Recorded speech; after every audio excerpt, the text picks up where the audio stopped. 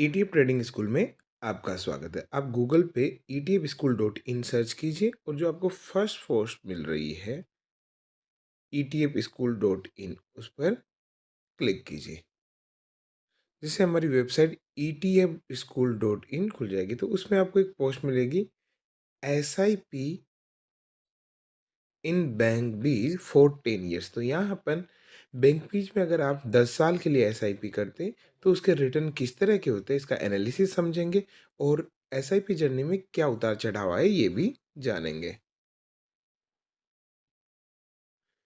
तो यहाँ सबसे पहले बैंक बी जो है एक निप्पॉन इंडिया म्यूचुअल फंड द्वारा जारी की गई ईटीएफ है जो निफ्टी बैंक इंडेक्स को मिरर करती है ना। और इससे आप इंडिविजुअल स्टॉक खरीदने के बजाय ज़्यादा इफिशिएंट तरीका है। एसआईपी एनालिसिस जो हम कर रहे हैं वो 2014 से 2013 तक कर रहे हैं। तो 1 जनवरी 2014 से लेके 1 दिसंबर 2023 तक की हम एसआईपी स्टार्ट की है, उसके एनालिसिस समझते हैं। तो यहाँ आप देखो कि ईटीएफ का नाम है Nippon India ETF Nifty bank बीज। इसका कोड है एनएससी बैंक बीज। करंट मार्केट प्राइस 1 मार्च के अकॉर्डिंग है 481.69। और इसमें जो एसआईपी अमाउंट हमने स्टार्ट किया वो है 10,000 रुपीज। एसआईपी की स्टार्ट डेट 1 मार्च 2014, लास्ट डेट 1 दिसंबर 2003। इस पीरियड के दौरान जो टोटल इन्वेस्टमेंट हुआ है वो 12,17,617 हुआ है।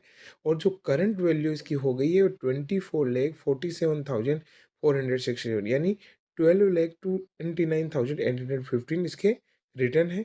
और रिटर्न परसेंटेज की बात करें तो ये है 101%। तो अब देख लेते हैं एसआईपी में किस तरह से चेंजेज आया है।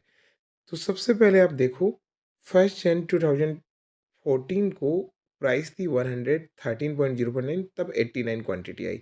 और इन्वेस्टमेंट हुआ 10,065.01 यानी इन्वेस्टमेंट हमारा हमेशा 10,000 से ज़्यादा रहेगा। हम ये बात पहले ही डिस्कस कर चुके हैं एसआईपी में ईटीएफ की वजह से। 1 फरवरी की इसकी प्राइस कम हो गई और तब यूनिट है 98। देखो स्टार्ट करते ही प्राइस कम होगी तो आपको टेंशन नहीं लेनी। एसआईपी में प्राइस कम हो जाता हो अच्छी बात है, प्राइस कम होगी। फिर प्राइस वापस बढ़ी 107, फिर भी पहले वाली प्राइस के बराबर नहीं पहुंची। इस तरह से फिर हो गई 1 अप्रैल को प्राइस बढ़कर हो गई 127, जो पहले 113 थी, राइट, बढ़ गई। अब प्राइस बढ़ी यानी प्राइस थोड़ी कम होगी वापस बढ़ेगी। फिर 129 हो गई, यूनिट कम होती गई 152, 157, 154, 164, 157 से प्राइस वापस 154 हुई तो वापस बढ़ के 160, फिर कम हुई 155 हुई।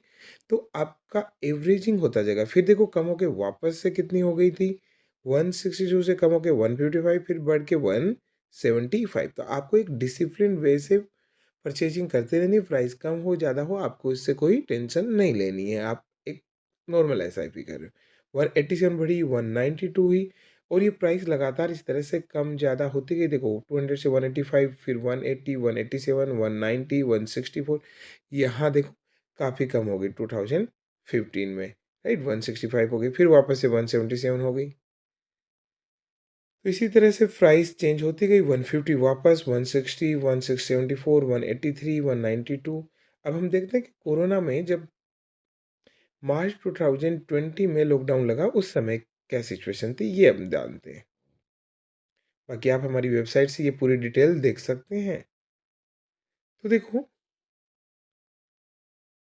जनवरी 2020 में इसकी प्राइस थी 331, जो आसपास की हाईएस्ट प्राइस थी। फरवरी में ये प्राइस कम होके हो गई 306, जो नॉर्मल है। फिर मार्च में वापस कम हुई 294, यहाँ तक नॉर्मल है। फिर ये डायरेक्ट अप्रैल में गिर के हो गई 174, राइट। अब इस प्राइस की देखें तो उससे लगभग हाफ के आसपास पहुंच गई, है ना। हमारी यूनिट 31 थी जो बढ़ के 58, डबल यूनिट आने लग गई उसी हमारे इन्वेस्टमेंट में, क्योंकि यहाँ कौन होगा। तो अब आपको लगेगा कि आपका इन्वेस्टमेंट कम हो गया, हो सकता है किसी ने यहाँ बाई किया हो पूरा लमसम, तो ये तो हाफ हो गया। एक तो हम कभी भी एक साथ बाई नहीं करते, हमेशा एसआईपी ही मोड में थोड़ा थोड़ा बाई करते हैं, राइट, एवरेजिंग होती रहे। अब यहाँ आपने देखा कि प्राइस इतनी कम हो गई, इसका मतलब कभी वापस बढ़ी ही नहीं होगी। तो आप आगे देखो 174 से अगले ही मंथ में 199, 206, 221, 212 है, 240, 224, 250, 296, 300 और 343, यानी ऑलमोस्ट 13 मंथ बाद वापस से वो प्राइस आ गई जो पहले थी। यानी मार्च में था तो ये 12 मंथ ही नहीं लगे, 11 मंथ में वो प्राइस पे आ गए जहाँ पे जनवरी में जो हाईएस्ट प्राइस थी और उसको क्रॉस कर दिया। तो कहीं गिरे तो आपको इसे अपॉर्चुनिटी समझनी है, बाई करना है। बाकी आप सारी डिटेल्स यहाँ देख सकते हो। ठीक है, थैंक यू। आप हमारे चैनल को सब्सक्राइब करें, ईटीएफ ट्रेडिंग स्कूल, और हमारा etfschool.in से वेबसाइट है, वहाँ पे आप और डिटेल से देख सकते हैं।